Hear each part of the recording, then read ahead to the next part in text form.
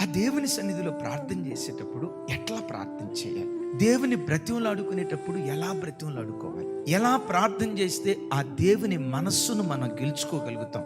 ప్రార్థించటం వేరు, మొరపెట్టడం వేరు. మొర అనే మాటకు డీప్ క్రై అనే పదం ఇంగ్లీష్లో వాడబడింది. బిడ్డను కనేటప్పుడు ఆ ప్రసూతి కాలంలో గర్భస్థ తల్లి కేకలేస్తదే.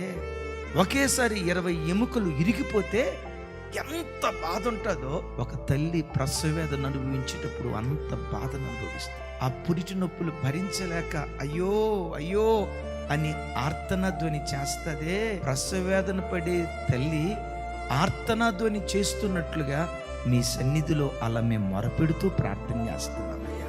అలా మూలుగుతూ ప్రార్థించే ఆ దైవికమైన కృపను కలిగి ఉంటే జీవితంలో ఏం కోల్పోయావో, కోల్పోయిన ప్రతిదీ దేవుని సన్నిధి మరలా నీకు అనుగ్రహించును గాక.